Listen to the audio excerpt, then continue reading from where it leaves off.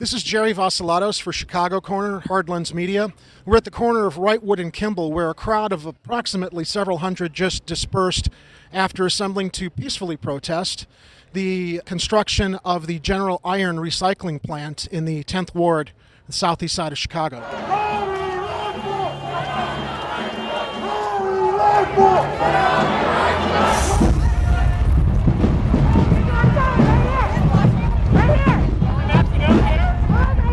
I say we are so powerful because we're shutting these streets down.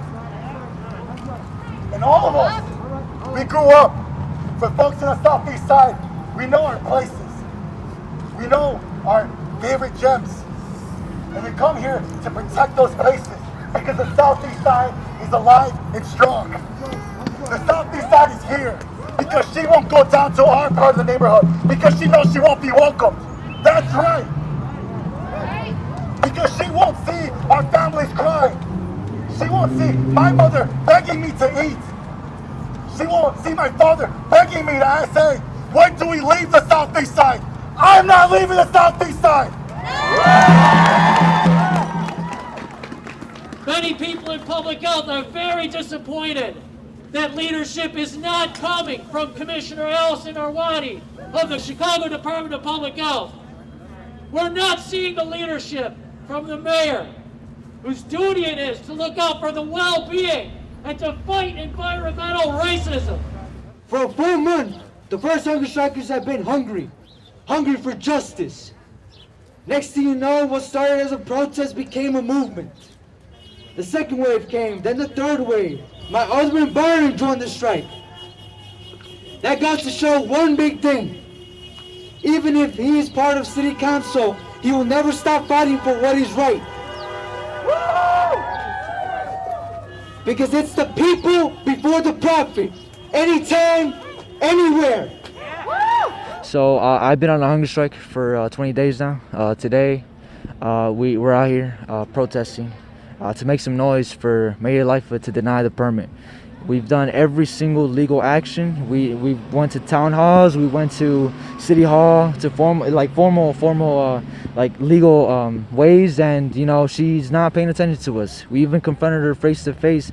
She got in her car and she went out, and that's not right. So we're here in the north side, saying like, hey, we're out here, we're protesting. We want you to deny the permit. When did you find out about the recycling plant that was going up in the neighborhood there? I've been hearing about it. I'm pretty active. I'm a member of AFGE Local 704, so I'm a scientist who works on public health. I'm a public health scientist. And so we've been hearing about the environmental justice fight for a long time. In Pilsen, we've been fighting metal shredders and all sorts of things for a long time. And General Iron is just another chapter of endless chapters of polluters moving to the southeast side without any concern for the residents' health there. If they can't relocate to the southeast side, the RMG is threatening that they will use other metal shredders in our residential areas, and one of them is in Pilsen. That's my home. I've been there for 19 years. My family lives there. My brothers and sisters live there. And I simply cannot allow General Iron, we simply cannot allow them to relocate to Pilsen, to the southeast side, or anywhere in our residential communities. They don't belong in residential communities. They can do their business somewhere else where there's no one there. It's interesting that they've begun construction without a permit, and it seems almost like they feel it's a shoo-in getting the permit after they construct a thing with these hearings that are coming up. How do you feel about that? I feel like it fits with the pattern of the city of Chicago for a long time. This for generations. If you look at like this community, it was formerly a redlined community, and this community wasn't.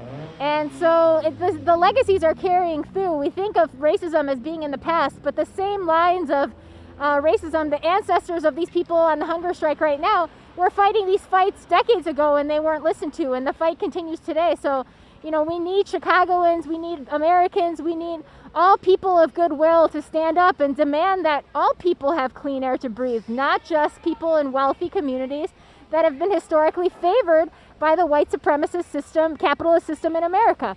We need justice now. Are we going to do it in 2021? If not now, when?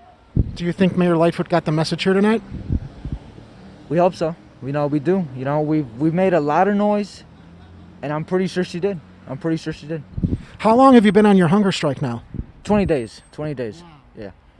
Unbelievable. Well, let's hope that the mayor's listening to the people who've come out here this evening to share the seriousness of this matter. We don't need a hunger strike for her to pay attention, right? It's unnecessary. It's undue.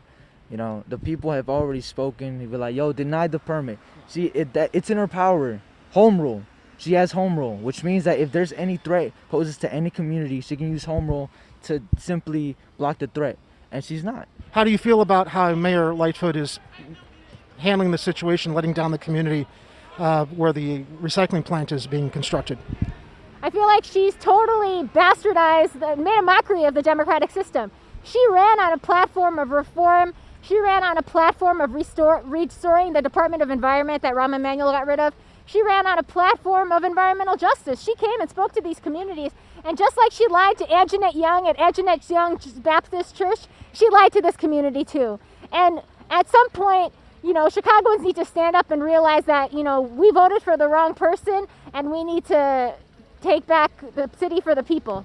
So we know that the plant that's under construction right now, they don't have a permit, and they're assuming that they're going to get the permit in hearings. They're basically building something without any oversight with the laws they've got to follow with the environmental protection laws. How do you feel about that process that's going to unfold at these hearings, given the fact that the place will pretty much be practically built? That's unacceptable. That's unacceptable. There should be federal investigations. There should be continuing to investigate this. There should be legal observers. There should be every possible way to know that they know that they cannot build without that permit. Thanks for your thoughts today. Appreciate you. From Mayor Lori Lightfoot's neighborhood, this is Jerry Vasilatos for Chicago Corner.